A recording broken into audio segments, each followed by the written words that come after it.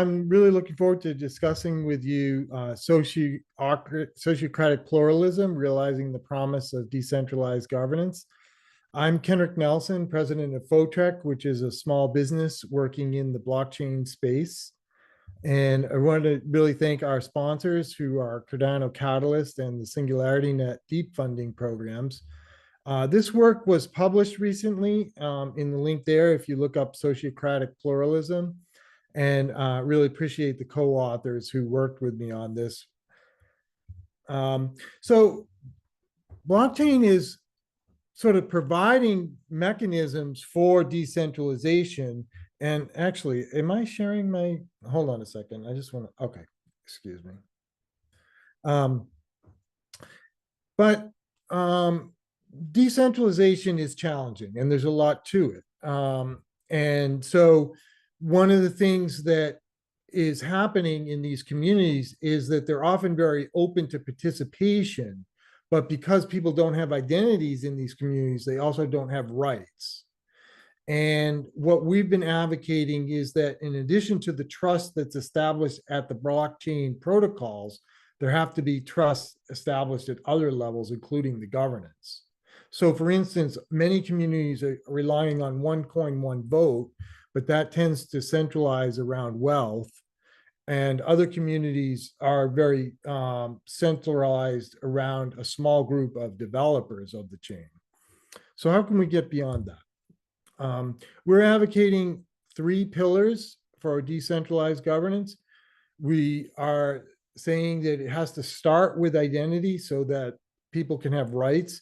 And within the blockchain space, there's an opportunity to develop self-sovereign identity where individuals have more control over how their identity is used in something called a decentralized identifier that I'll explain in a moment.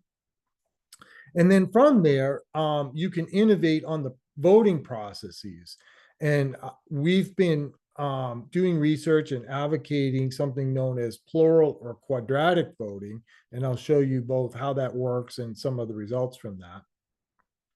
And then even if the community is voting on decisions, you still have administrative issues that are going to take place with a smaller group of people, but that can be decentralized too, using the Sociocratic consent methods that we've been learning from Sociocracy for All. So let's talk about identity first. There's a basic distinction in the blockchains between permissionless and permissioned. We're mostly focused on the permissionless systems where the trust is built into the protocol, and those protocols provide some guarantees about the validity of transactions. Bitcoin, Ethereum, Solana, and Cardano, some of the bigger chains that are using permissionless networks where anyone can both participate in using the network and they can participate in being validators of the transactions. However, a false narrative has developed that this property of permissionlessness can also extend to the governance.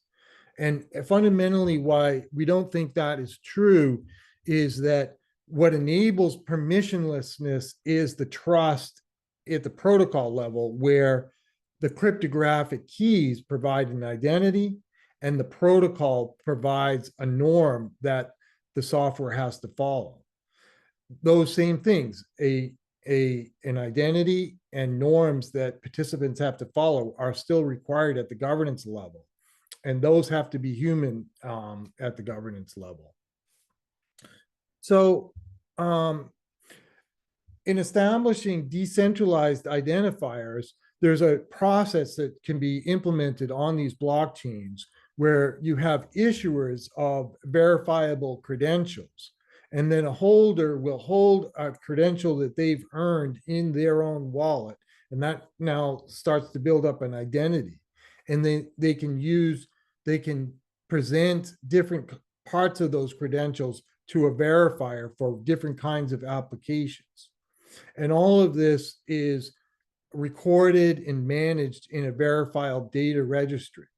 Now, these are actively implemented, but there are still a number of challenges in making it work seamlessly. So this is still an open development area too. But if you do have an identity mechanism, then you can innovate on the voting processes. And in particular, what you would like to do is have more efficient ways for communities to make decisions. And we're advocating something known as plural or quadratic voting that has this property of giving balance between minorities that care passionately about an issue and majorities that have come to agreement. The way the process works is that voting credits are issued, and that can be done either democratically, where everyone in the community gets the same number of credits, or it can be done, and this would be typical in a blockchain, where your credits are equal to how many coins you have in your wallet. But rather than voting directly with those credits, what you do is you then act like an investor and you apply your credits across the projects that say it's a funding choice. You can choose which projects you want to fund by applying more credits to the ones you're in favor of. And then importantly, if you take the square root, and that's the number of votes that is assigned for your choice. So 4 credits would become 2 votes, 9 credits would become 3 votes. And the significance of this is that it provides a more accurate price on your influence, because it turns out that as you gather votes and you're able to correlate them, your influence on the outcome of the decision grows quadratically. And so to balance that, you take the square root. Another way this has been implemented is with something known as quadratic funding. And with the quadratic funding mechanism, such as was developed by Gitcoin for the Ethereum community, the way the mechanism works is you still have sponsors that provide an investing pool, but now the community votes by actually making a matching contribution to projects. So in this diagram with the square is shown in green in the center are the community contributions. And depending on the size of your contribution, you get a square root match from the sponsoring pool. And together, the total funding is the area of this whole square. This has worked well within the Ethereum community. They've funded $64 million in projects since 2019 across 6,000 different projects. We've been working directly with the Singularity Net and Cardano communities that have also been making progress towards quadratic voting. In the Singularity Net community, they started right away with taking the square root of wallets under a principle that they did want to make sure that the community was decentralized. Recently, we've done some analysis of that system and have been advocating some changes to the way they do their process. But one of the things that was interesting that came out is that this square root process turned out to be very important for them, because the actual distribution of coins is quite extreme. In one of their recent funding rounds, 86% of the coins were held by one wallet. So if they were not using this square root principle, that particular wallet would have pretty much been making the decisions on their own. Currently, what SingularityNet does is, in addition to the square root, each individual ranks projects from 1 to 10, and that ranking becomes part of the calculation. And on top of that, each member of the community develops a reputation of how active they are in the community. And that reputation score is part of the weight that they are able to contribute to the decisions. Nevertheless, we've shown in some simulations that they can make further improvements in the way they make decisions by moving. The difficulty with this 1 to 10 ranking is that there's no cost. So people can vote in the extremes, 1 or 10, just as equally as they can vote in the middle, 5 or 6. If instead you put a price on how your strength of opinion using the quadratic rule, where you have to make an investment decision of how your coins are distributed across decisions. We show in this simulation that the overall community welfare is improved dramatically.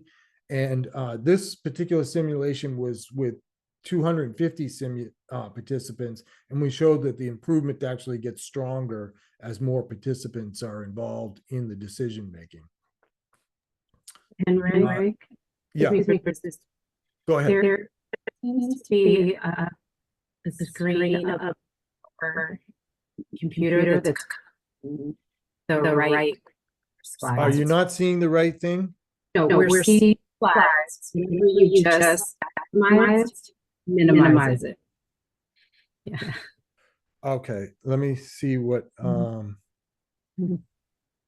let me see what I can do. You just had another that needs to be minimized. Okay. Let's see. Yeah, your slide there. Is that better? It's still, you might need to, that is, you can. Let me try again. Let me stop the sharing and try it again. Okay, thank you. Just one of our guests named that it was covering. Okay. I think it's where you see your face on your screen. According to me, I see that too, and I'm not sure I know how to stop it, because you're right that it's like in the lower corner, it's covering it, and unfortunately, I'm not sure that I can change it. That is unfortunate. Let me see if I can lower. Yeah, it doesn't let me lower it. So I'm gonna have to proceed, but I'll before I use this device again, I'll try to figure that out. Oh, there we go. I did. All right, thank you. I did figure out a way to move it. Is that better now? Yes. All right. Sorry about that. Thanks for pointing it out. So we've also worked with the Cardano community. Going back to October of 2021, we provided a report on diversifying voting influence, which was funded by their Catalyst program. And we were advocating that there were ways that we could improve the voting process by moving away from one coin, one vote. And in this analysis of, I think it was round 5 of their funding mechanism, we show in gray how this would be changed under a square root rule, and then in red we show the distribution with the current one coin, one vote. And again, so what happens with one coin, one vote is you're very skewed towards the most wealthy wallets controlling the decision outcomes. By taking the square root, you have a more balanced distribution of who's contributing to the decisions. And some updates from this, although there was a lot of discussions back and forth about the merits of this and potential problems with it, we are now under contract with Input Output Global to bring this improvement to the community. We're publishing some new research papers on it, and they've announced in Fund 14, which will start sometime around June, that they will be implementing this square root rule to rebalance the distribution of the decision makers. And we're also on a path now to implementing the full quadratic voting, where people will be able to express the strength of their preferences on decisions as well. So that addresses the voting processes, and that is important because these communities are so large, and there isn't a desire to aggregate decisions, particularly around funding. And now also within Cardano, the whole management of the chain is being managed by what's called delegated reps, who will vote based on their wallet size, how to make upgrades to the chain. Nevertheless, there's still administrative requirements within these communities. And here we're advocating the sociocratic processes that we've implemented ourselves within Photrek And we've been working with both Cardano and SingularityNet to implement in different ways. In fact, we learned about sociocracy through the Cardano community. Nevertheless, there is still resistance to the methods, and I think it's important to kind of bring those to the center too.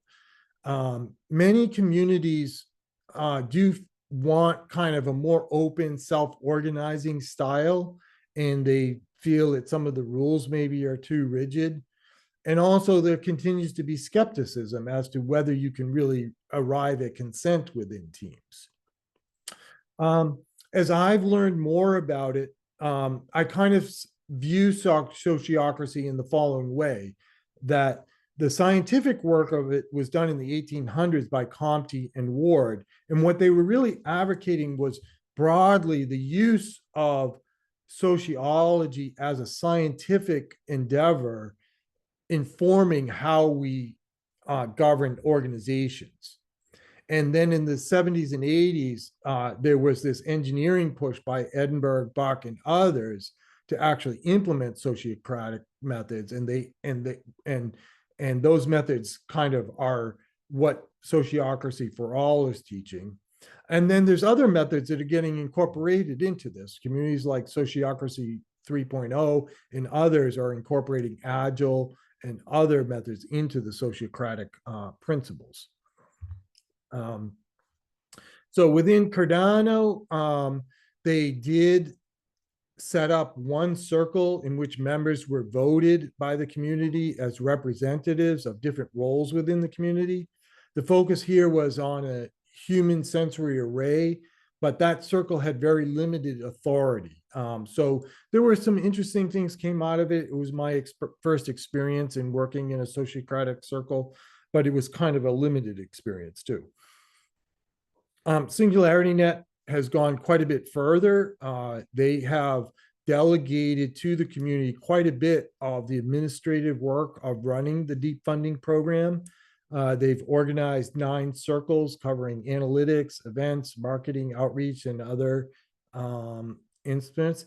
And the SingularityNet team that works for the foundation are actively learning about sociocracy and implementing it where they feel it's appropriate.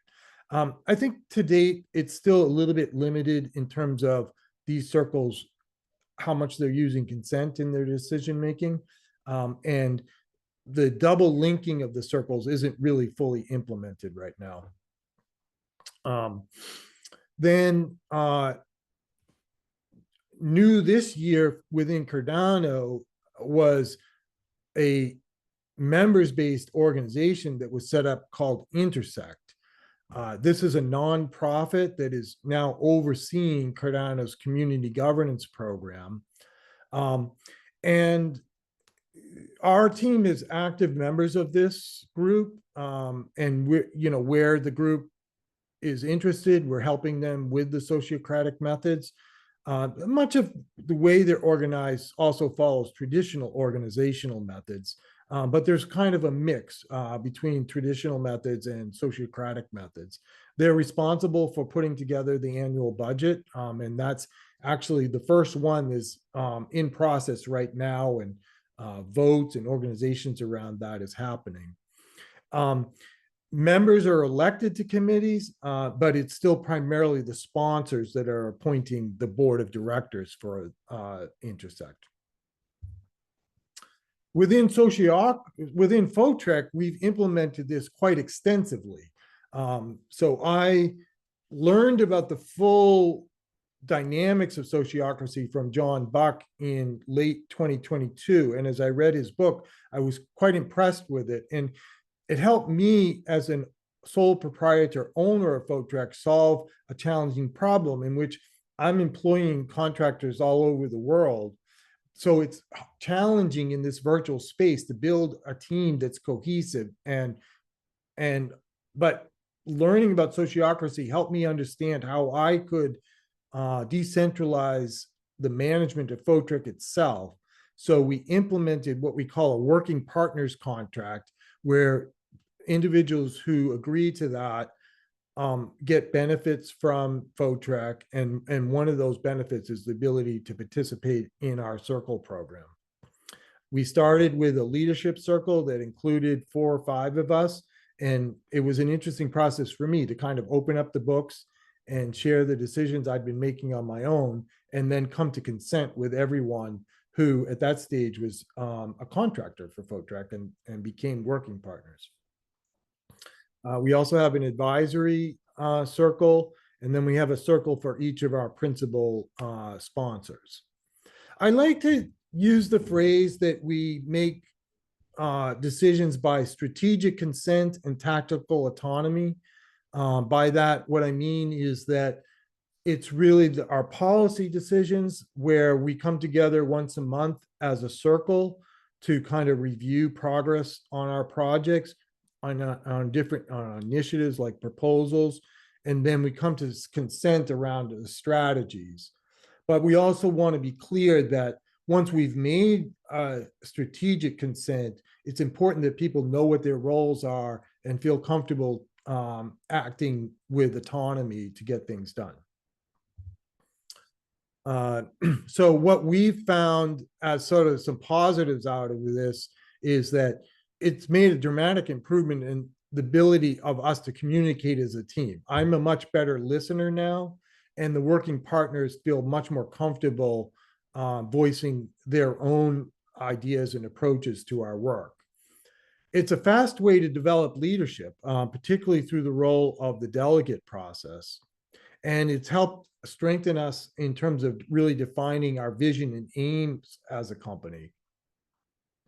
The challenges we've had is we have had occasions where people are nominated to be a delegate to the leadership circle, but then kind of become overwhelmed by the responsibilities of that role. And so we've had to make adjustments at times.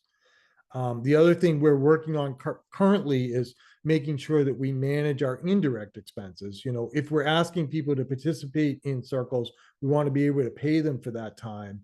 And there has to be an appropriate balance between our direct and indirect work.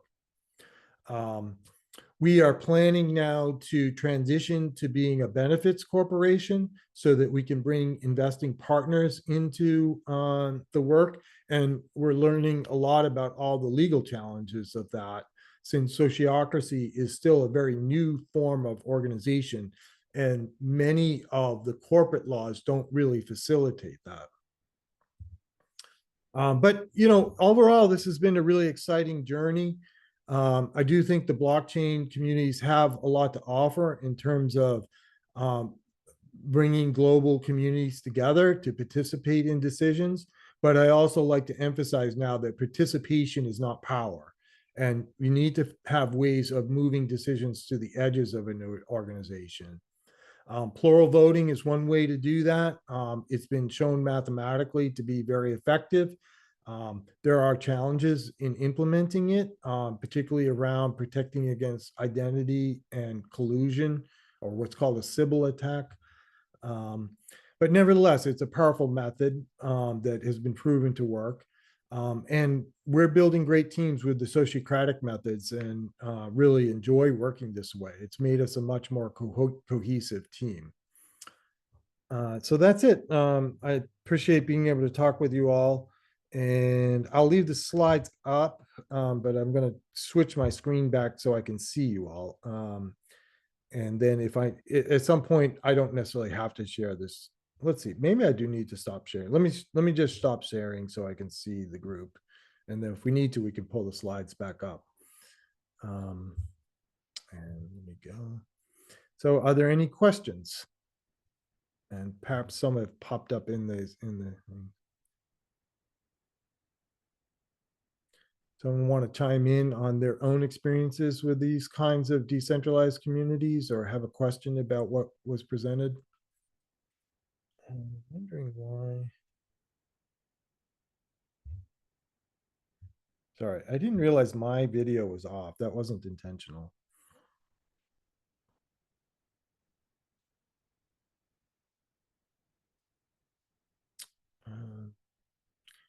So And you mentioned that you're working in the blockchain space yourself. What is your own work? And maybe you can describe the kinds of things you're working on. Hi. Yeah, I Hi. missed part of this presentation, and it's a good thing it's recorded. So we're working together. This is Cedric.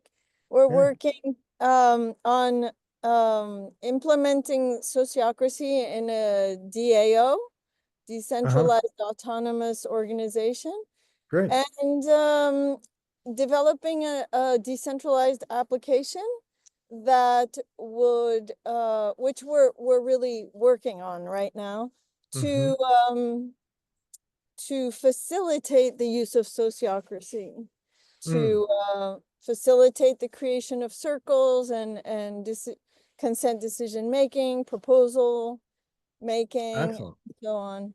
But honestly, I feel there's a lot of there must be a lot of endeavors that I should know about, that we would benefit from knowing about. So anyway, That's exciting. Yeah, we have a software engineer on our team that's very interested in trying to see whether the Sociocratic protocols could be built into software processes. And so that's a kind of challenging thing because voting processes are kind of very mechanical. And so they're easy to implement in software. But the Sociocratic processes have a lot more subtle dynamics to them. So how you build software to facilitate that is a challenging problem. yeah, exactly. Yeah. Yeah. And Erica, if you're still there, you mentioned that you were interested in how systems scale. Maybe you could describe some of the work you're engaged in and how that's going. Hi, Kenrick. Thank you for sharing that. Yes, I'm just really interested in scaling, and I'm new to the concept of plural voting, and blockchain in general is just not what I do at all. Yeah. So my mind is right now just buzzing with all the new concepts and ideas. I work mostly in with people organizing, collaborating in person, but often faced with decisions where we need to scale a decision and gather feedback from a large group of neighbors or people. Right. And we often end up with just hearing from, from people who have more at stake, Mhm. or and ending up with very polarized options. So I'm Yeah. just really interested in different ways and to do this, and I think plural voting is definitely something that I would like to learn more about. So thank you for sharing that. Yeah, you're welcome. And the interesting thing too, I think with both of these methods, they can be interesting ways to poll a community, even if they're not what becomes a binding decision. And I think that can work either way. So, for instance, in what you're describing, Erica, if the community is already using sociocratic methods, but having some challenges in getting participation, then you could use a plural vote to get a sentiment from the community. And then that would be information that would feed the sociocratic discussions. And likewise, some organizations, for instance, in Intersect right now, they have sort of some constitutional requirements in the way the organization was set up that committees will use majority voting. But nevertheless, even if it's the majority vote that is binding, they could use a sociocratic consent round and try to work through all the objections before they go to a voting round. And then in that way, maybe arrive at better decisions. Thank you. Yes, I do like your idea of getting this sentiment, just as like a scanning to see where we Yes. are with the decision. I often have to work with a lot of qualitative data to put forward like the sentiment. But I Mhm. think other ways of plural voting may help. So thank you for sharing that, Kenrick. You're welcome, Erica. Ian Wentworth is a colleague from the Singularity Net community. Ian, would you like to share some of your experiences in working with the deep funding circles? Yeah, hi everyone. I don't have so much experience with deep funding, but I have been working with the ambassador program, Mm, which is Singularity Net's kind of decentralized organization of ambassadors. So yeah, there are definitely challenges there in terms of, they're still trying to figure out how to really do decentralized decision making, and I think there's a tendency to things can become very kind of quite bureaucratic because there's so much information there. Yeah, and I've definitely seen that it's a challenge in how do you come to a consensus in that environment where there's so much kind of knowledge and information there. Yeah, it's something still to be figured out. excellent, great. Yodit, did you have a question? Yeah. Kenrick, one of my interest areas for this session is I am currently working with a city that is doing what they call comprehensive land use planning, or master planning is the common language. And the issue that they have had is engaging members of the community who have been marginalized in some way or another. And when kind of pressured, their response has been, we've tried and they haven't shown up. And of course, we're pushing a little bit from the lens of sociocracy on how are you creating and setting tables where you are listening to and making decisions for all. So I'm trying to think about what you've shared here today, and I don't know if we'll be able to make a direct connection, but I'm curious, maybe some lessons on hearing from folks who have been at the margins, or just even the folks we hear from less in processes, that I often find are the folks who bring innovation and bring ways of thinking about things that, I've not thought about, or that have a different set of experiences, or who even view our work. So I will posit that for the most part, municipal engagement processes are kind of like an insurance policy, right? To check the box that we tried, but it isn't really meaningful. And I want to sort of coerce or influence this particular city, which fashions itself as pretty progressive and liberal, to actually perhaps adopt a sociocratic governance approach. So I'm going to pause there. Curious, like, does anything I said resonate? And yeah, very much so. Yeah, okay. I'd love to hear your thoughts. One of the things, this is why I really emphasize this distinction between participation and power, because in traditional organizations, what happens is leaders are taught that they should get input from their teams, right? But in the end, they also expect to make the decisions themselves. And in fact, this is the way they're trained, that part of the responsibility of leadership is to make the decisions.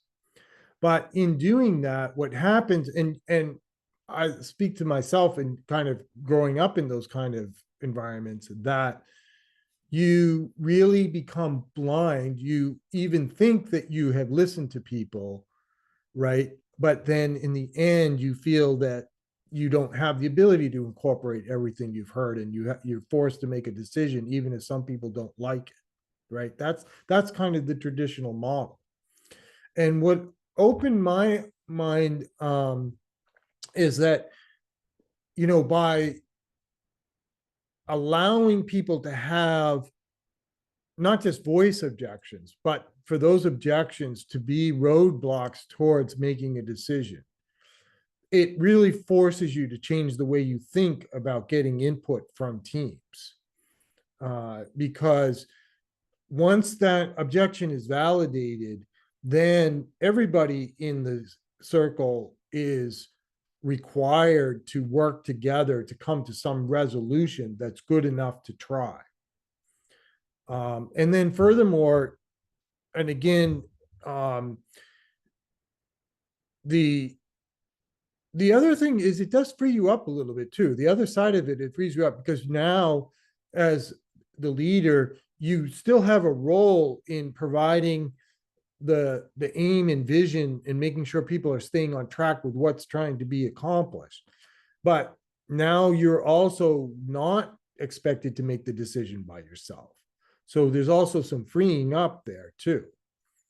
And then I think that once you do this, people are more interested in participating, right? If they're going to have more influence on the outcome, then I think that can also drive participation. I've been saying, so for instance, this is not directly to your issue, Yoda, but just to emphasize how things can go in ways that people don't expect. Cardano right now has implemented something they call delegated representatives. And the idea is that not everybody has the time to make all the decisions that are necessary, but we'd like to open up the participation by allowing people to delegate their coins to someone who will take the time to think through all the decisions. However, if you implement that in a one coin, one vote kind of process, it actually accelerates the centralization, because it's known in the dynamics of social networks that people will preferentially choose the most popular nodes. And then those nodes grow into centralized control. And they're already seeing this dynamic play out just in the first 6 months of implementing this. And many people are saying, well, we need more participants. But the problem is actually more participants coming in and delegating the coins is going to drive further centralization. So we're going to continue to work with that community and see if we can drive improvements to that process. Yeah, Patrick, I see you've made some comments. Do you want to share those and let us know what you're working on and how this relates? Sure. Thanks so much. I did join late, so I apologize for the tardiness, but fascinated by what I've heard so far. For me, I have been very interested for a long time in alternative structures and alternative ways of governance, both in micro and macro levels. And for my own work, I'm interested in starting something of my own. It's still in the kind of formative stages, but one of the things that I wanted to exemplify is not just in the services it provides, but also in how it is actually governed and run. And that in of itself is almost kind of like the thing that you are offering to others. Like you're not just hawking the talk, you're walking the walk.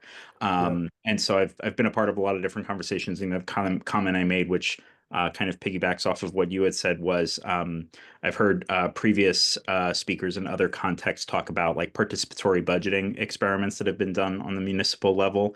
And to your point, if people feel as if, well, the decision isn't ultimately being made at the end of the day, they feel like they can take a step back and not really participate, or they feel like it's not really going to matter all that much. But if there's actual stakes involved, if something actually can't happen unless people participate, people find a way to actually participate. Yeah, and this is one of the big challenges that the blockchain communities, are actively working on, and why they're implementing voting processes is often it's around how do you fund projects for the development of the community. And so, and then like Cardano right now is going through an interesting process where it involves both sides of this, where the delegated reps are going to be making choices about kind of ranking projects. And then all of that has to be organized into one annual budget that's managed by Intersect. So that's where both the sociocratic and pluralism kind of methods could benefit this kind of process. Yeah. Could I just follow up with a quick question? Sure. So the one thing that has kind of struck me with all of these different kind of alternative structures of governance and systems is that it oftentimes requires a lot of experimentation, and trying out things and seeing what works. I'm curious, for people that you're working with or that you're exposing these ideas to, like, do they have capacity for experimentation, or do they get fatigued because you're trying something else but that didn't work, and so then you want to try something else? And I'm just curious about people's capacity about that. I think we see both.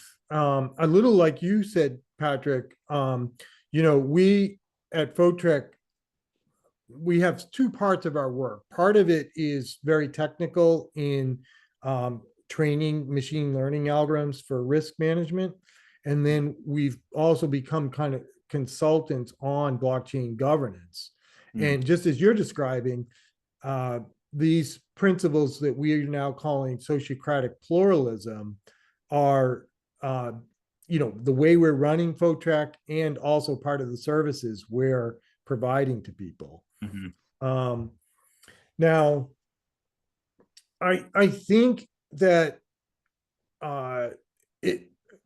Barbara earlier in the day was talking about work she's doing in Austria, and she had a really good point about you need to listen carefully to the problems people are trying to solve, and then use these methods to solve those problems. And rather than trying to force a particular approach without any clear idea about what it is you're seeking to accomplish. And I think that is a really important distinction, that it's important to start where people are at, understand the issues they're trying to work with, and then think of the tool set that I've described and others have described as this workshop as that. It's a tool set, and you can draw from different tools to help communities solve different kinds of problems. And like I'll say, like, someone said to me, that you can't treat it as a kind of religion in which you're expecting people to only do things a certain way. And that's where you can kind of build up resistance that becomes problematic. That's really helpful. Thank you. Other questions? This has been great. Really appreciate the different. So Ian asked, how do governance layers within decentralized community is a significant challenge I have come across? Yeah. So there's different layers. Exactly. This is a key point. And one of my themes for this year is trust at all layers. And I'm particularly using that as a way to push back from this idea that because we built trust in the blockchain and anyone can use the blockchain, we can therefore have permissionlessness at other layers. You have to really think about what the dynamics of each layer are, and then what's going to establish trust. Another aspect of our research that we go into in the paper is the work of the Nobel laureate Elinor Ostrom, who showed that human communities around the world have historically been able to manage the commons. It was thought by earlier economists to be an unsolvable problem, and that it either had to be run by a state or it had to be made into private property. But no, in fact, human communities have been able to find ways to organize themselves from the ground up to manage the commons. And I think this is often what's needed within the blockchain communities. And kind of some of the key principles there are that the people who are affected by rules have to be able to participate in the definition of those rules. And then once those rules are defined, that community of people also has to be part of the monitoring team to make sure that people abide by the rules. Anne, did you have another question? Your hand is up. Yes. So I was wondering whether you ever encounter a dilemma between making decision-making accessible to a larger number of people and keeping decision-making sort of specialized by Mm, people who actually know the topic. right. As you were mentioning earlier with Cardano, the delegated voting, and Cedric was saying, well, that's not different from what we're doing now, which is giving our vote away to some representative that, Yeah. and so how is that, how does Yeah, that? that's a fantastic question. So for the Singularity Net team, we have helped to build a reputation system where it monitors how active you are in the community. And you could imagine a evolution of that system to be that you maybe have a reputation in certain domains. And within that domain, you have more authority than in another domain. And so there can be different kinds of ranking of your reputation. And furthermore, along that lines, so for instance, Singularity Net, I'm not going to get the details of this right, but like one of their circles is intended to be a group of experts in particular areas so that they can assign reviews to get expertise in the right areas. So yeah, you're absolutely identifying an important issue that does matter. In the Cardano community, a way they've addressed that is within this intersect members-based organization. They have different committees. So they have committees that review the technology. They have committees that review the community engagement. They have committees on product development. And then people can run for election to those committees. And they need to demonstrate some expertise in those areas in order to get community support to be on those committees. And that's another part of Ostrom's principles is you have to set boundaries. So the committees are a kind of boundary in what their responsibilities are and who can participate in that committee.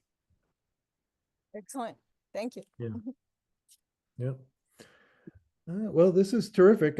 I see we're getting close to the end of our hour. Any last questions or thoughts?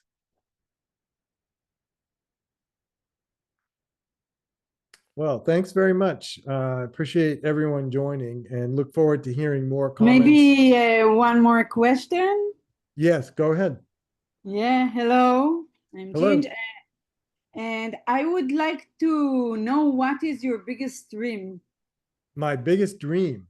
Yeah, in about this. Yeah, how like if the best things you can imagine happen in the 20 years, what would it be? Yeah. Well, I think if I can sort of encapsulate that in some of the talks I've heard today. So one of the first talks I went to was talking about the children's parliament and how children are learning to use these sociocratic methods, and they're thinking of themselves more as a global community. And so I think that while we're always going to need sort of the security of our local communities, we need to be able to understand how our local communities can connect more freely and more cohesively across the globe. So I think that's one of the things that the blockchain communities can bring. So for instance, Photrek is a very small team right now. There's over the last 2 years, maybe there's been about 10 or 20 people that have worked on projects with us. But that's spread out across every continent except Antarctica. I like to kid that we're recruiting in Antarctica just to have a representative. And so then as we bring communities together across the globe, we're going to need really effective ways to make decisions across different cultures. And that's where I see these principles of sociocratic pluralism helping, where there has to be this balance between respecting subgroups and letting them act autonomously within their sphere, but then also making sure that there's some constraints that what they're doing is resonant with what other communities around the globe are trying to achieve as well. Trust at all levels. That's the way I think of it now. That's my dream. All right. Wonderful. Great question, Jin. That great way to close out the discussion, and look forward to hearing from you all offline, and hope some of you will look up the paper and ask some more challenging questions. Thanks. Bye. Thank you. Thank you. Take care, everyone. The link in the chat. Thank you all. Okay. Thank you very much. Thank Jin, you. were you the support for the, oh, actually it was the, yeah. Okay. Yeah. All right. Yeah. Super. Take care. Okay. Bye.